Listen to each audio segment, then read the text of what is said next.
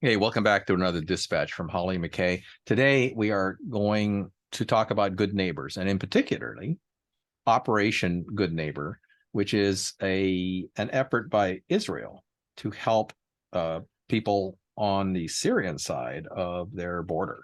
So, Hollie, tell us a little bit more about this. Right. So this is I thought was a sort of a unique story and one that we really don't hear much about in the mainstream press. But let's just go back a little bit. So the Israel-Syrian border, which is sort of known as the Golan Heights, it remains very controversial, given that Israel annexed two-thirds of that during the war in 1967. And although that sort of border has pretty much stayed relatively quiet, um, it did become quite problematic during the Syrian war. Under Bashar al-Assad, and then of course you had ISIS in different areas. So the Israeli security forces were on, much higher alert during that time.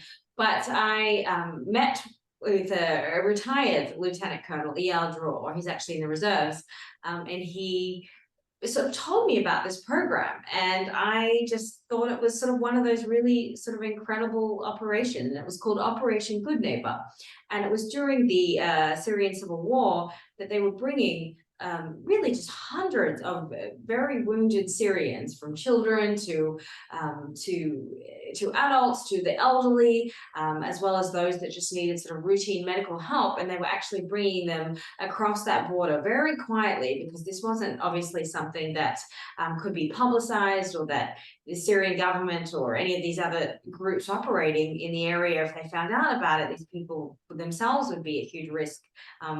Because there was a fatwa actually that was issued by an imam in that area that said that they couldn't get any help from Israelis. So the fact that they were sort of going across the border into this sort of enemy territory to receive medical help, that I thought that was sort of just a really sort of incredible story of how these small steps can happen, and how sort of slowly bridging that gap in the relationship between these two very fraught countries can be patched together with these very sort of singular missions. Mm-hmm.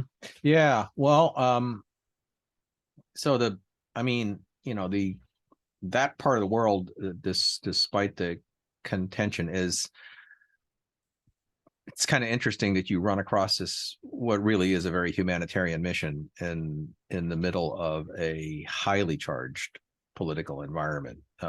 As you noted, the fact that there are fatwas prohibiting any contact with the Israelis in any way, shape, or form by the leadership on one side, but these people do it anyway.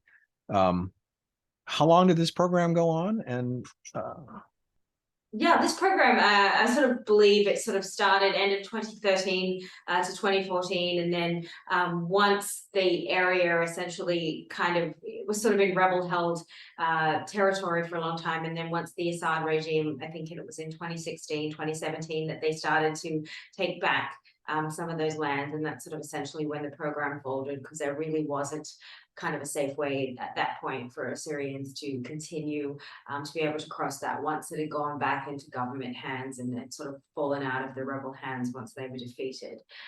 But I talked to EL sort of at length, and he was the lieutenant colonel in charge of the program. You can really just see sort of how much it sort of meant to him, and he kind of just said over and over again, it really was the highlight of his military career, and that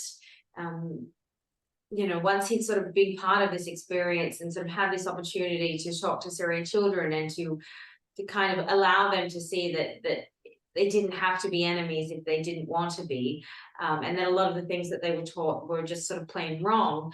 I think after that, he said that he made the decision to sort of retire from active duty, because there really couldn't have been anything that could have overtaken that experience in terms of his military career. And so he's really devoted himself over the past few years to trying to sort of spread the message about it, to give talks, to do a little bit of press, to again just relay Operation Good Neighbor, and try to get it out there a little bit in the world. And again, I think it sort of comes back down to these small steps that can at some point in time, have a big impact. And I do think that it's important that when we sort of find these stories that, as much as the press generally likes to sort of draw upon the carnage and the mayhem and the war and the fighting and the distrust, I think it's just as important to inform the world about small things like this that can be kind of a small ray of sunshine, if you will.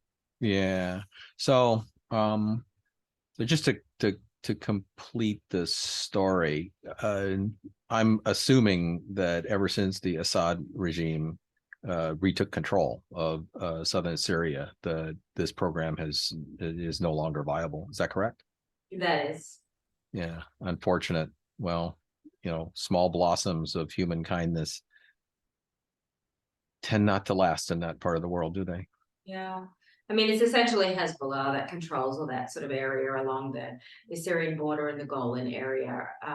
That is Hezbollah terrain, and so it certainly wouldn't be very safe for individuals to be trying to cross to get medical help under Hezbollah. So, well, and so it's a good memory. Maybe it'll happen again someday under better circumstances. Well, a good story, Hollie, and thank you for that, and we'll talk to you again soon. thank you.